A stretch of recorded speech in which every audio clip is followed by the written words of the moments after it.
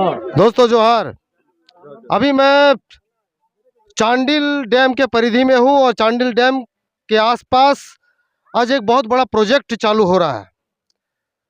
116 गांव और 84 मौजा के लोग आज करीब करीब 4 दशक हो गए विस्थापित हैं इस चांडिल क्षेत्र के। लेकिन आज तक इन लोगों को किसी तरह का ना ही मुआवजा मिला है, ना ही इनको नियोजन दिया गया है और ना ही किसी प्रकार की इन ग्रामीणों को, इन गरीबों को किसी तरह की सुविधा दी गई है। चाहे वो बिहार की बात हो, बिहार एक एकत्रित झारखंड के साथ थी तब भी, और ना 23 वर्ष हो गए झारखंड अलग राज्य होने के बाद भी इन गरीबों को, इन झारखंडियों को, इन चांडिल क्षेत्र के विस्थापितों को किसी तरह का कोई न्याय नहीं मिल पाया है। आज इस जगह जहां मैं खड़ा हूं, इस जगह पर एक झारखंड सरकार और केंद्र सरकार के द्वारा एक प्रोजेक्ट चालू किया गया है। हमारे साथ में इसी प्रोजेक्ट के इंजीनियर साहब इंजीनियर साहब, आपका शुभ नाम क्या हुआ और आप किस पद पर हैं ये बता दीजिए। मेरा नाम मधुकर हुआ और हम सहायक अभियंता हैं। आप सहायक अभियंता है जो आज अभी प्रोजेक्ट चालू होने वाला है। ये प्रोजेक्ट क्या है, कुछ हमें जानकारी दीजिए। ये सोलर प्लांट लगने के लिए सर्वे का काम चल रहा है।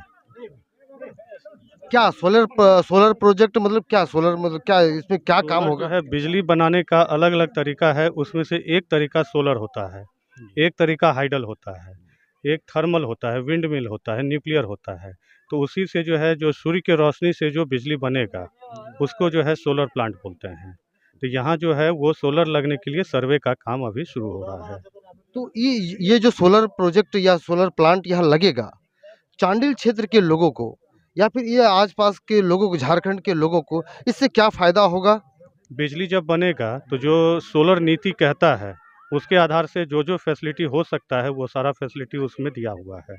आप एक बार सोलर नीति निकाल के देख लीजिए, उसमें टोटल डिस्क्रिप्शन दिया पड़ा हुआ है। तो ये सोलर नीति के तहत यहाँ प्रोजेक्ट जो लगेगी ये तो काफ़ी बड़ी प्रोजेक्ट होगी। तो इसमें क्या यहाँ के लोगों की जो नियोजन है, यानी नौकरी जो है वो यहाँ के लोगों को प्राप्त होगी, या जो भी नौकरी प्राप्त होगी वो केंद्र सरकार के द्वारा या राज्य सरकार के द्वारा ही होगी, या आप जो प्रोजेक्ट इंजीनियर जैसे आप हैं तो कंपनी के द्वारा ये नौकरी लिया जाएगा? नहीं, ये जो है, जो कंपनी है, आप जानते हैं कि ये पीपीपी मोड पे चलेगा।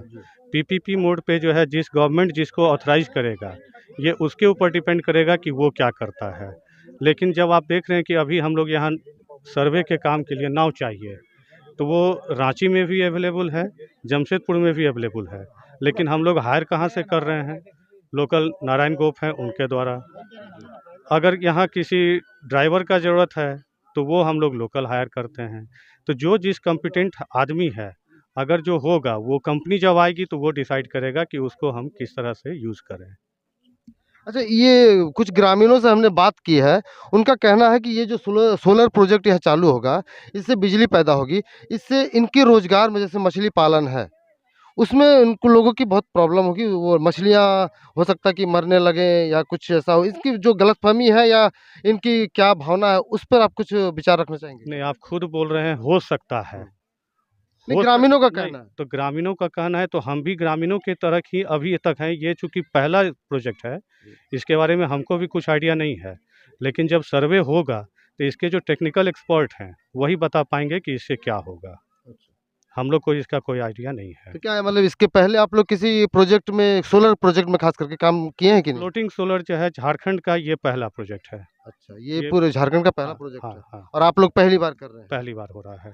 आपकी कंपनी का नाम क्या है सर? छोटा छोटा जो है बहुत सारा प्रोजेक्ट है, लेकिन ये लार्ज स्केल पे पहला बार हो रहा है। आपकी कंपनी का नाम क्या है सर? हम लोग जेरेडा से हैं। जेरेडा से।